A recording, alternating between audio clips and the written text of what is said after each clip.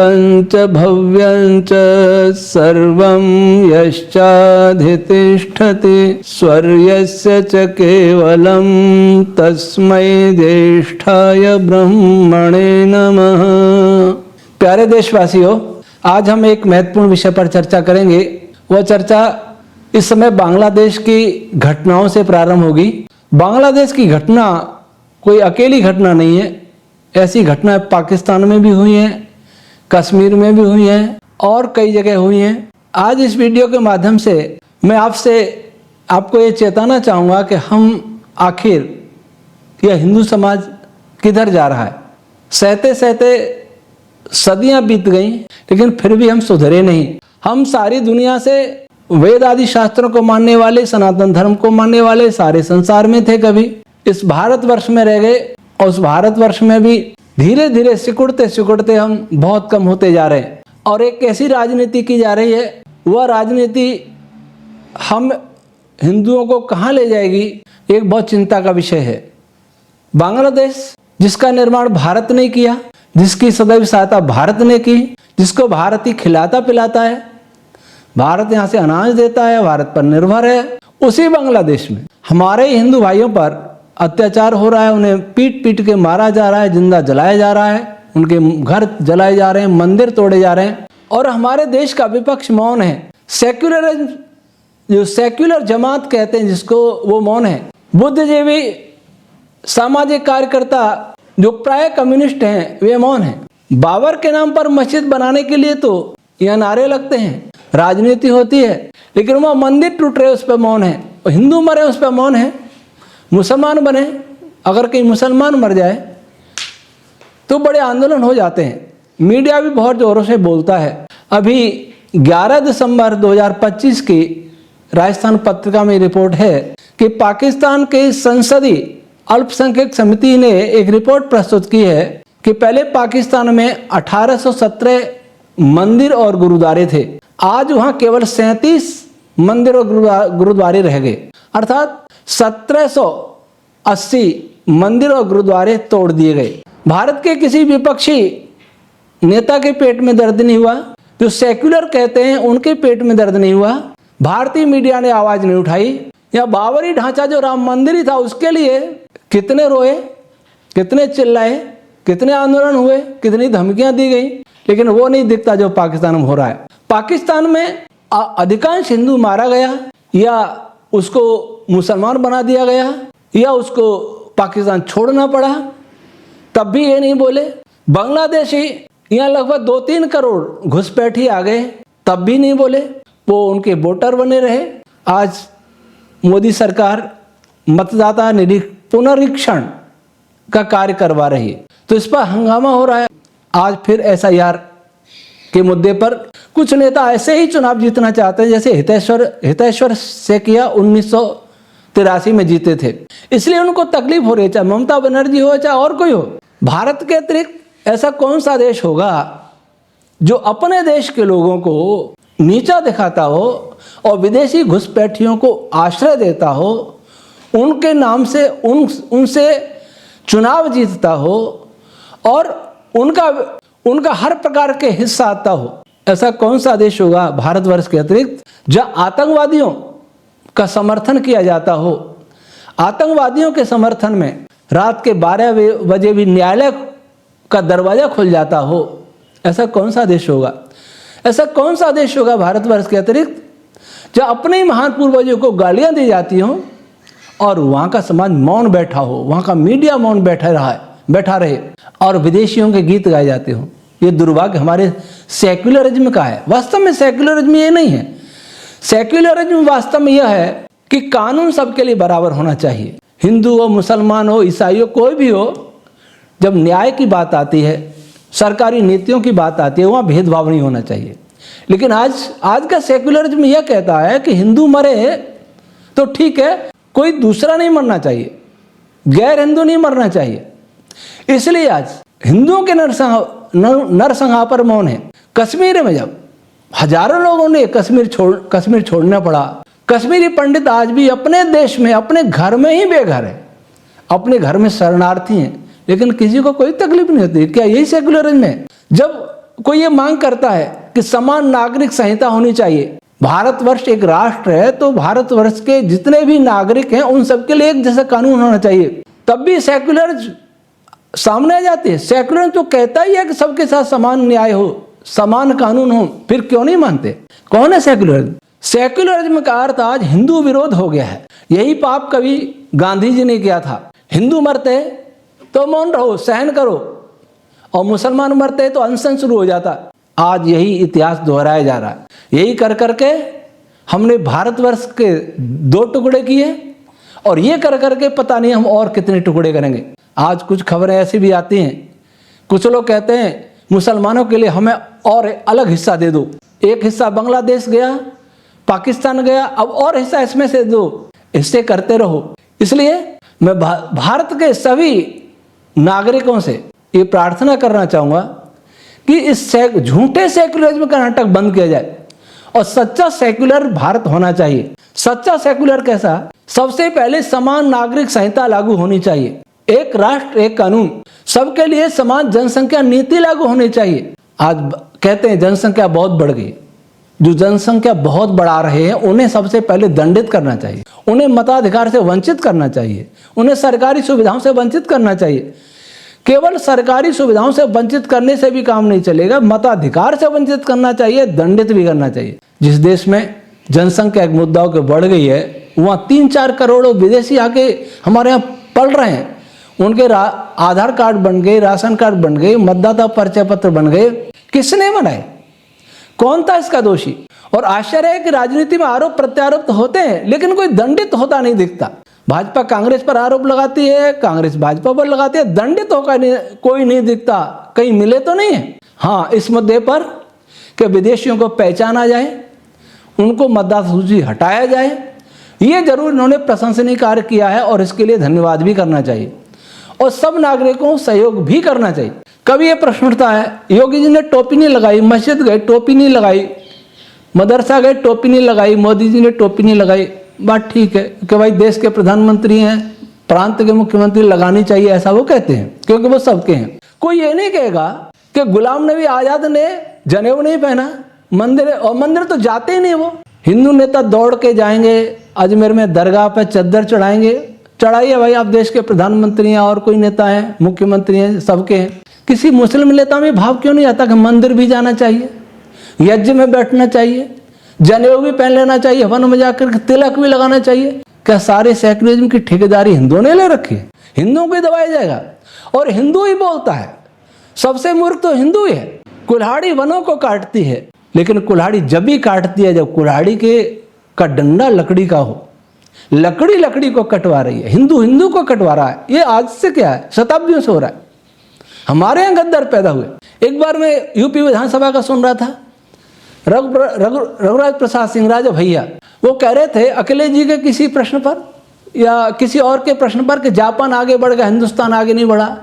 तो राजा भैया ने कहा था कि जापान में आस्तीन के सांप नहीं है, आस्तीन के सांप बैठे हैं। आस्तीन के सांप से निपटना बहुत कठिन होता है। बात बिल्कुल सही है, आस्तीन के सांप जापान में नहीं है, वहाँ सभी देशभक्त हैं। यहाँ तो देशभक्ति की परिभाषाएं बदल गई हैं। देशभक्ति की परिभाषा हिंदू विरोध है। आज भारत सरकार के पैसे से, जनता के टैक्स से चलने वाले जेएनयू में भारत तेरे टुकड़े होंगे, ये नारे लगते हैं। चिकन नेक को काट देंगे, ये भी जेएनयू में कहा गया था। मनुस्मृति भी वहां जलाई गई थी। और देवी भगवती उमा जिन दुर्गा कहते हैं उनको बेवचारी पता नहीं क्या क्या कहा गया था। कोई सेक्युलर नहीं आया आगे, कोई विपक्ष नहीं बोला। और यही यदि नूपुर शर्मा ने कुछ कह दिया था तो क्या हुआ था सारे देश में? बीजेपी को भी अपने नेता को निकालना पड़ा। ये अंतर। हिंदू परीक्षा देने जाते हैं, जनेऊ उतरवा लेते हैं जांच के नाम पर। हिंदू इतना कमजोर है, इतना शोषित हमारे देश में है हिंदू। महिलाओं के मंगलसूत्र उतार दिए जाते हैं। किसी की टोपी उतार के बताइए, उसे कहिए टोपी में कुछ छुपा तो नहीं लिया, दाढ़ी में कुछ छुपा तो नहीं लिया। ये भेदभाव हिंदू के साथ क्यों है? ये कब तक होता रहेगा? हिंदू मरता रहेगा, हिंदू हंसता रहेगा, हिंदू मिटता रहेगा, हिंदू बंटता रहेगा।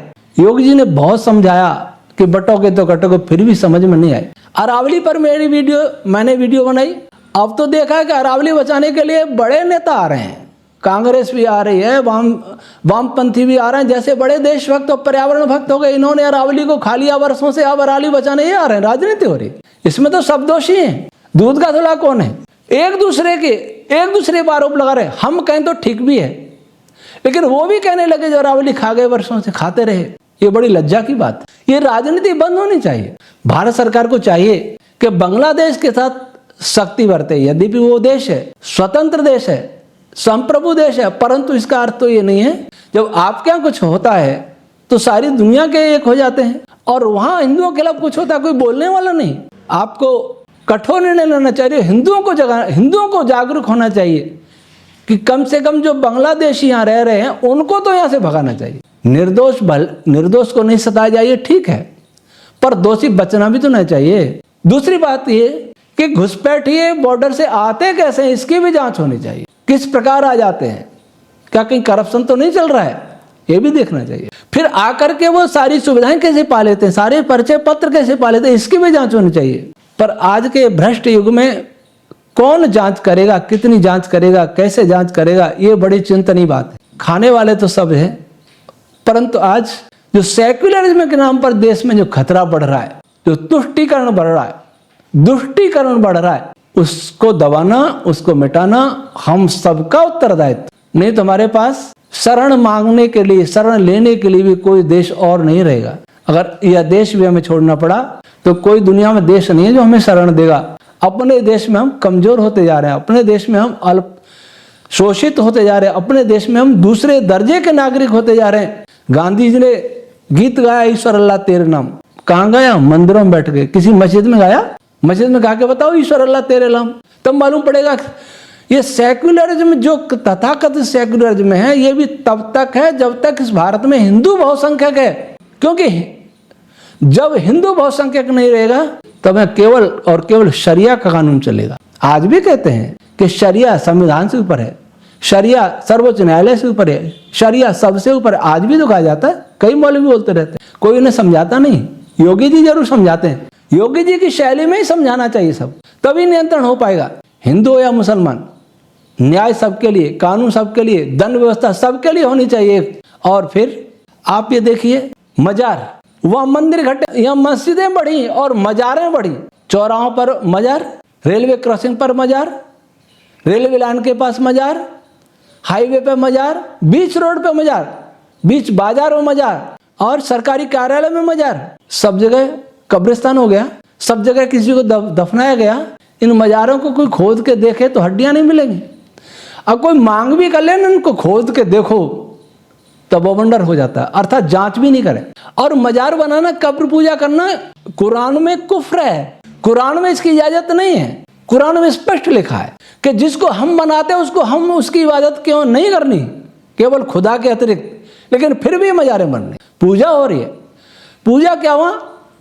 एक स्थान पर अतिक्रमण हो रहा है, मजारों का नाम पर स्थानों का अतिक्रमण हो रहा है। और मुझे लगता है कोई दूरगामी योजना है जो आज दिख नहीं रही है। अगर कोई दूरगामी योजना मूर्त रूप जब हो लेगी तो बस संकट पैदा हो सकता है। लेकिन कोई सेकुलर नहीं बोलता।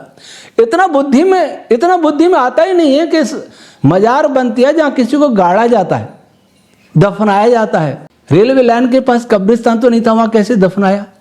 बाजार में नहीं है, बाजार में कैसे दफनाया? मंदिर तो हो सकता है, क्यों?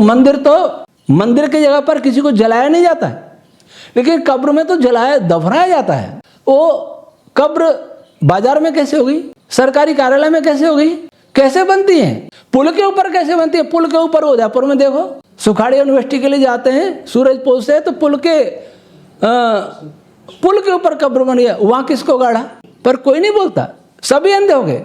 आज मैं बोल रहा हूं तो लोग मुझे आरएसएस वाला कहेंगे, भाजपाई कहेंगे, कुछ भी कहेंगे, कहते रहिए, परंतु अपने आत्मा से पूछिए कि मैं जो मुद्दे उठा रहा हूं वो सत्य हैं या असत्य हैं, वो देश हित में है, वो अहित में है, वो न्याय संगत है या न्याय संगत नहीं है। आत्मा से पूछिए, आपका आत्मा खुद बता देगा। विरोध करिए सत्ता का, जो गलत बात है उनका विरोध करिए। इसका अर्थ ये नहीं है कि उसकी अच्छी बात का भी विरोध करें और किसी की बुरी बात का भी समर्थन करें। ये देश हित में नहीं है, ये न्याय नहीं है, ये अधर्म है, ये पाप है, और ये पाप हमें मिटा देगा। इसलिए सावधान हो जाएं, ये सोच लें कि हमें कितने वर्ष और इस भारतवर्ष में जीना है अथवा हिंद महासागर में डूब के मरना है।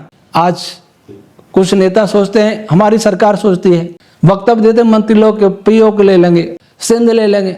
सामरिक दृष्टि से महत्वपूर्ण हो सकता है, अच्छा हो सकता है, हमारा था, परंतु यहाँ इतने ही संभल नहीं पा रहे हैं, उनको और ले लो। दो आतंकवादी खोले आना जाना घूमे, अभयारण्य हो जाए आतंकवादियों का, ये गलती नहीं करनी चाहिए। मुझे तो ये भयंकर भूल लगती है।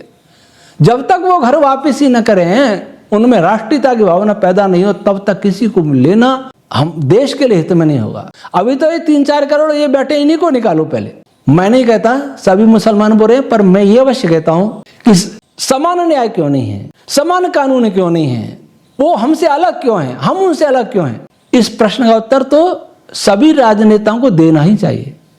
जो सेक्युलर कहते हैं उनको देना ही चाहिए। और कम्युनिस्टों से तो बात ही क्या करनी, वो तो देशभक्त कभी रहे नहीं और उनको देश के बारे में कुछ पता भी नहीं है। मैं तो केवल हिंदुओं को कह रहा हूं कि आप ही अपने शत्रु हैं, आपको ही अपने शत्रु मित्र की कोई पहचान नहीं है। सांप्रदायिक दंगे इस देश के लिए कलंक है, बहुत होते थे, अब बहुत कम हुए हैं, ज्यादा नहीं हुए, कम हुए।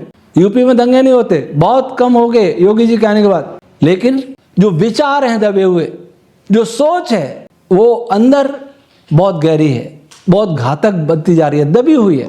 हिंदुओं अगर एक नहीं हुए, जातियों में बटे रहे, तो फिर आपका बचना मुश्किल है। आप अपनी भी परंपराओं की बात करते हैं, परंपराओं के नाम पर लड़ते हैं, कि जिसके नाम पर लड़ते हैं वो लड़ना ही आपके लिए घातक बनेगा। पहले भी ये हुआ है, एक दूसरे से लड़ते रहे और विदेशी हम पर आकर के शासन कर गए। आप लड़ते रहिए और देखते रहिए कि जो पाकिस्तान में हुआ है, कितने दलित मरे होंगे, बांग्लादेश में दलित मर रहे हैं, कोई नहीं पूछता, जाति कोई नहीं पूछता, मजहब पूछ के मारेंगे पुलवामा में। और हमारे यहाँ तो ऐसे भी राजनेता देखे, एक व्यक्ति कह रहा, बहुत नेता बनता है, वो व्यक्ति कह रहा है कि ऑपरेशन सिंदूर हुआ ही नहीं, ये तो फर्जी बातें हैं। आज के अखबार में पाकिस्तान के राष्ट्रपति जरदारी ने ये वक्तव्य दिया है, उसमें एक आया कि जब ऑपरेशन सिंदूर भारत ने शुरू किया, भारत ने अटैक किया,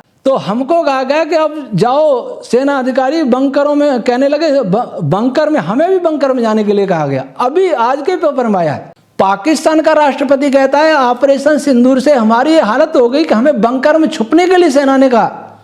और पाकिस्तान को प्रधानमंत्री ने भी स्वीकार किया आज की राजस्थान पत्रिका में। और यहाँ कुछ ऐसे गंदे नेता हैं, वो कहते हैं ऑपरेशन सिंदूर हुआ ही नहीं। वो नेता नहीं है, जैसे मैंने सुना एक वीडियो के, फर्जी है। ट्रंप कहेंगे विश्वसनीय, जिस ट्रंप की विश्व में विश्वसनीयता नहीं रही, डोनाल्ड ट्रंप जी की, वह हमारे यहाँ विपक्ष के बहुत विश्वसनीय व्यक्ति हैं।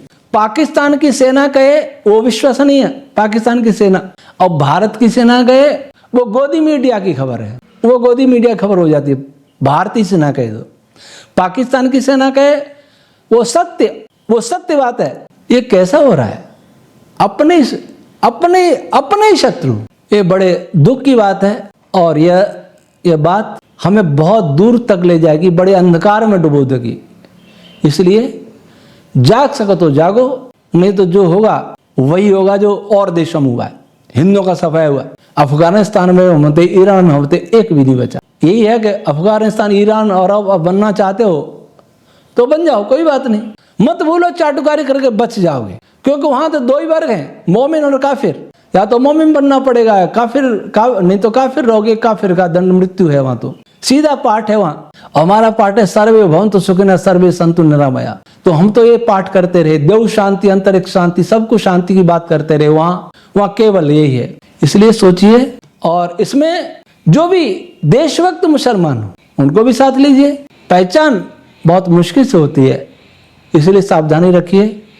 और भारत सरकार से हम मांग करते हैं, सभी हिंदू संगठनों से मांग करते हैं कि भारत सरकार से मांग करें कि बांग्लादेश में हिंदुओं पर हो रहे अत्याचार के विरुद्ध कोई कठोर निर्णय करें, कठोर संदेश दे बांग्लादेश को, जिससे ऐसा न हो कि बांग्लादेश से भी हिंदू समाप्त हो जाए। कुछ बातें हिंदुओं से और करना चाहूंगा कि हम आम हिंदू क्या करें।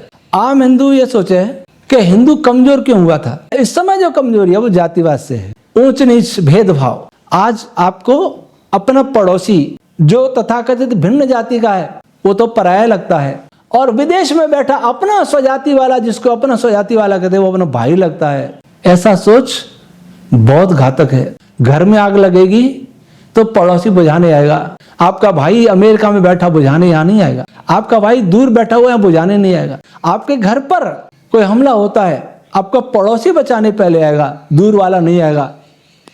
इसलिए इस गंदी मानसिकता को निकालिए, भेदभाव को निकालिए। इस भेदभाव के कारण भारत ने बहुत दुख सहे हैं, और जिनके साथ भेदभाव हुआ उन्होंने भी बहुत दुख सहे हैं। अब ये बंद होना चाहिए। आपको कोई तकलीफ है, उनसे तकलीफ है, उनसे बात करिए। उनको आपसे तकलीफ है, आप उनकी बात सुनिए, मिलकर रहना सीखिए। हमारा इतिहास ऋषि मुनि का इतिहास है, बड़े बड़े आर्य राजाओं का इतिहास है, जहां सभी समाज एक था। ये मजहब तो थे ही नहीं, सनातन धर्म था। हम सभी लोग आर्य कहलाते थे। तो सबसे बड़ी बात, चाहे आपके मतभेद, आरक्षण पर मतभेद है, मैं जानता हूं आरक्षण से पीड़ित है बहुत लोग, लेकिन वो सरकार के पास बात। आप इस लड़ाई को यहां मत लाएं कि आपका पड़ोसी दुश्मन हो जाए, आपका गांव का कोई अछूत बन जाए, कोई दूसरा बन जाए, कोई उसको भड़का दे, कोई उसको अपने पास मिला ले, कोई जय भीम के नारे लगा के आपके भाई को आपसे अलग कर दे। ऐसा नहीं होना चाहिए। ऐसा हो गया तो फिर सब मरेंगे, वो आपको भी छोड़ेगा नहीं और दूसरों को भी नहीं छोड़ेगा। इसलिए हिंदुओं को एक तो जागरूक हों, पैसा कमाते रहें, कमाइए, कोई बात नहीं, लेकिन याद रखिए पैसा तो कश्मीरी पंडितों ने भी कमाया था। एक रात में सब खाली हो गया, सब छोड़ के भागना पड़ा। पैसा उन्होंने भी कमाया था जो पाकिस्तान में रह गए थे, कहाँ गए?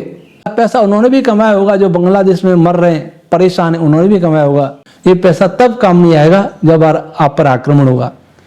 इसलिए पैसे कमाने के साथ साथ अपने भाइयों की चिंता करिए। आपका भाई कोई कमजोर है, उसकी सहायता करने का विचार करिए, विचार ही नहीं, उसकी सहायता करिए। और 1 घंटा आधा घंटा देश के बारे में सोचिए, अपने समाज के बारे में सोचिए कि आप आखिर कैसे बचेंगे। दूसरी बातें बाद में होती रहेंगी। अस्तित्व नहीं बचेगा तो बातें ही क्या करोगे। अस्तित्व के लिए आप एक रहिए और आत्मरक्षा के लिए भी तैयार रहिए। आत्मरक्षा बहुत आवश्यक है, केवल सरकार के भरोसे मत रहिए, आत्मरक्षा भी करिए, क्योंकि आत्मरक्षा का अधिकार सबसे पहले अपना ही होता है, अपना ही कर्तव्य सबसे पहला होता है। आत्मरक्षा करें, बाद में सरकार करे वो अलग बात है, पर हमें अपनी सुरक्षा स्वयं करनी। और जितने भी मंदिर बने हुए हैं उनमें बहुत पैसा है, उस पैसे को जो कमजोर हिंदू है, गरीब हैं, उनकी सेवा के लिए, उनके उत्थान के लिए लगाइए। और जो हिंदू समाज, जो वर्ग दुर्व्यसनों में डूबे हैं, जिनके पास काम नहीं है, उनके लिए सोचिए वो उनको कैसे काम मिले, उनके दुर्व्यसन कैसे छूटे। क्योंकि दुर्व्यसनी व्यक्ति भी कमजोर होता है। और आप जो दिखावे के लिए बहुत सारा खर्च करते हैं उसमें कम करिए। मुसलमान अपने मजहब के लिए खर्च करता, आप दिखावे के लिए खर्च करते हैं। इस दिखावे का खर्च कम करके उनकी चिंता करिए, जो भूखे हैं, जो नंगे हैं, निराश्रित हैं, उनकी चिंता करिए और उनको अपनाइए। इससे वो आपके भाई बनेंगे, आपके सहयोगी बनेंगे, आप उनके सहयोगी बनेंगे। गरीब अमीर का भेद चलता रहा, जातीय भेद चलता रहा, अनेक गुरुडम में फंसे हुए हम बटे हुए हैं। ये मजहब, हिंदुओं में बहुत सारे मजहब हैं, इनमें बटे हुए और इनका भेद चलता रहा तो भी हम नहीं बच पाएंगे। मैं मानता हूं कि एक सत्य को स्वीकार करना सबके लिए सहज संभव नहीं है, वो तो कभी बाद में होता रहेगा, परंतु अभी इस बात को तो स्वीकार करिए कि अपने अस्तित्व की रक्षा के लिए तो हम एक रहें। मजहब की एकता बाद में हो जाएगी, अंधविश्वास, रूढ़िवाद, पाखंड, ये भी बाद में दूर होने की बात हो जाएंगी, लेकिन अभी एक कैसे रहें? विचार भिन्न भिन्न फिर भी एक रहें। माता पिता के संतान से विचार भिन्न हो सकते हैं, इसका अर्थ होता है कि परिवार बिखर जाए। विचारों की एकता तो राष्ट्र का उत्थान का सर्वोच्च उपाय है, लेकिन जब तक नहीं होता है तब तक भी हम अपने अस्तित्व की रक्षा के लिए तो एकजुट होने का प्रयास तो करें ही। एक आप यह भी विचार करें कि वो लोग बांग्लादेश में जिस किसी को मारते हैं चुपचाप भी मार सकते थे, मार करके जलाना, भीड़ में जलाना, उसके वीडियो बना के वायरल करना क्या दर्शाता है कि वो हम हिंदुओं को भयभीत करना चाहते हो, भारत को भी चुनौती देना चाहते हैं। दूसरी बात, हिंदू संगठित नहीं है, जातियों में बटा है, मजहबों में बटा है। जब तक आप ये नहीं सोचेंगे कि हमारा ये भारत देश है, हम भारत की संतान है, एक ईश्वर, उनके यहाँ एक खुदा है, हमारे यहाँ 33 करोड़ देवता है, कैसे एक करोगे? उनका एक ग्रंथ है कुरान, हमारे कितने ग्रंथ बन गए। हमें सोचना पड़ेगा कि हमारा वेद है, वेद वैसे ब्रह्मांड का ग्रंथ है, केवल हिंदू का नहीं। परंतु हिंदू का इसलिए कह रहा हूं क्योंकि हिंदू आज तक वेद का आदर से नाम लेता है, वे लोग नाम नहीं लेते। तो जब तक हम ये नहीं मानेंगे कि हम ऋषियों की संतान है, इस भारत की संतान है, हमारा एक ईश्वर है, तो हम एक नहीं होंगे। वो किसी ग्रंथ के नाम पर एक हो सकते, हमारे ग्रंथ, हमें एकता का कोई सूत्र नहीं हमारे पास। एकता का सूत्र होगा वेद हमारा, एक ईश्वर हमारा, बहुत सारे ईश्वर नहीं, जितने देवी देवता हैं वो हमारे महापुरुष हैं, और एक राष्ट्र हमारा। तब तक आप एक नहीं हो सकते। और दूसरी बात, इन घटनाओं से भयभीत नहीं हो, जागरूक हो। कैसा हो तो हम क्या करें, आत्मबल पैदा करें अपने अंदर। आत्मबल गिर गया तो फिर कुछ नहीं बचेगा। ध्यान रखें, केवल और केवल यही राष्ट्र है हमारे लिए, जैसा है वैसा। इसको जैसा वैसा नहीं बने रहने दें, इसको अच्छा बनाएं। हमारा था, हमारा ही रहना चाहिए। और ईश्वर के नाम पर एक, सनातन धर्म के नाम पर एक, भारत भूमि के नाम पर एक, ऋषि मुनियों देवी देवताओं के नाम पर एक, हम एक रहें। परंपरा हमारी भिन्न हो सकती है, अलग राज्यों की परंपरा भिन्न हो सकती है, लेकिन यह राष्ट्र हमारा है। ईश्वर एक है, ईश्वर ब्रह्मांड का है। बाद में कोई जुड़े तो जुड़े, पहले आप तो जुड़े, आप तो एक हो जाइए। यह हमें समझना बहुत आवश्यक है। ईश्वर सबको सद्बुद्धि दे, सत्य स्वीकार करने की बुद्धि दे, न्याय करने की बुद्धि दे। ओम शम।